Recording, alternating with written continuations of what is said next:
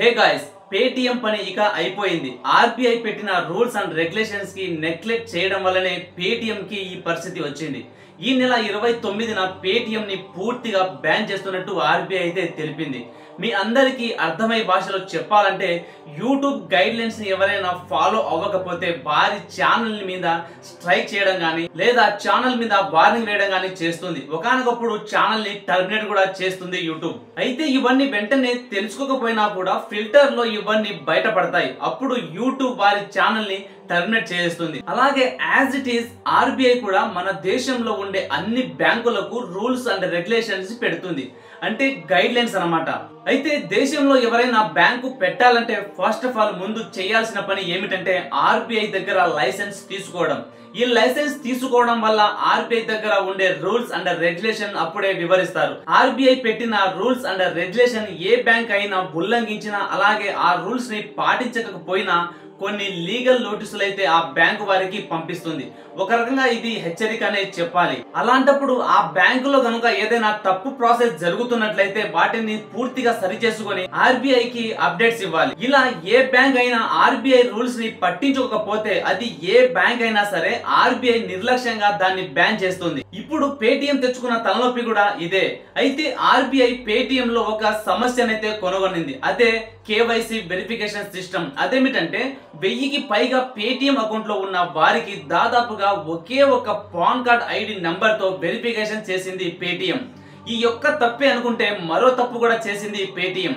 అదేమిటంటే money laundering. అంటే చాలా మంది పర్సనల్ అకౌంట్లను సేల్స్ లో పెట్టింది. అంటే దాదాపుగా వారి డేటాను అమ్మే ప్రయత్నం చేసిందని ఆరోపణలు వచ్చాయి. అండ్ అలాగే ఫ్రాడ్ మనీ అంటే ఫ్రాడ్ ఫండ్ అన్నమాట. ఈ ఫండ్ ఎక్కడి నుంచి వచ్చింది, ఎక్కడికి ట్రాన్స్ఫర్ అవుతుందో పూర్తి ప్రాసెస్ లేకుండా పేటిఎం పనిచేసిందని ఆర్బీఐ పేర్కొంది. అయితే ఆర్బీఐ నోటీసులు అనుసరించి పేటిఎం స్టాక్ 2 రోజుల్లో దాదాపుగా 36% కి పడిపోయింది. అండ్ అలాగే 2 రోజుల్లో పేటిఎం కు దాదాపుగా 2 మిలియన్ల వరకు డబ్బు నష్టపోయిందట. అయితే ఈ నెల 29న డిపాజిట్ క్రెడిట్లను అలాగే పాపులర్ వ్యాలెట్ తో సహా చాలా వ్యాపారాలను మూసివేయాలని పేటిఎం కు ఆర్బీఐ తెలిపింది. అయితే వినియోగదారులు పేటిఎం లో ఒకవేళ మీ అమౌంట్ కనుక ఉండిపోతే ఆ అమౌంట్ ని డ్రా చేసుకోవడానికి అలాగే పేటిఎం ని వాడుకోవడానికి పేటిఎం అన్ని రకాల సహకారం అందించాలని ఆర్బీఐ గట్టి వార్నింగ్ ఇచ్చిందట. అయితే పేటిఎం లో కరెంట్ అకౌంట్ గానీ అలాగే సేవింగ్ అకౌంట్ గానీ ఫస్ట్ ట్రాక్ లో నిల్వ ఉన్న మొత్తం డబ్బుల్ని విత్ డ్రా చేసుకునేందుకు పేటిఎం సహకరించాలని ఆర్బీఐ తెలిపింది.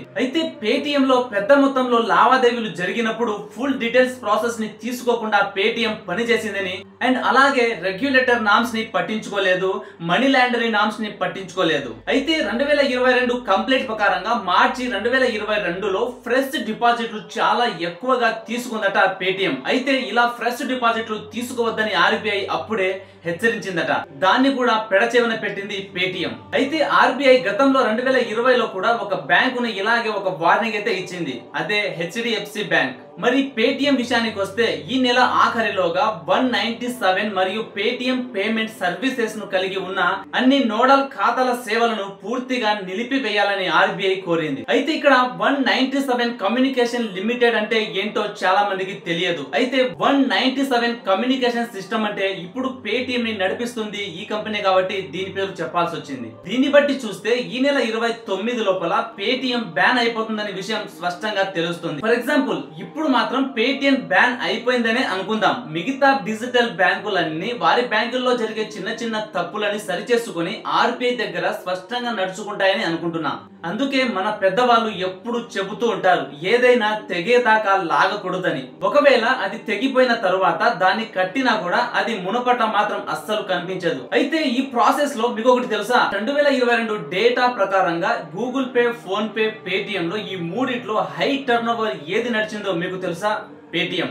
ఒక్క పేటిఎం 2334 కోట్ల టర్న్ ఓవర్ చేస్తే ఫోన్ పే మాత్రం 1912 కోట్ల టర్న్ ఓవర్ చేసింది. ఇది 2022 లాస్ట్ 9 మంత్ లో జరిగింది. అలాంటి పేటిఎం ఈ రోజు బ్యాన్ అయిపోతుందంటే అస్సలు నమ్మలేకపోతున్నాం.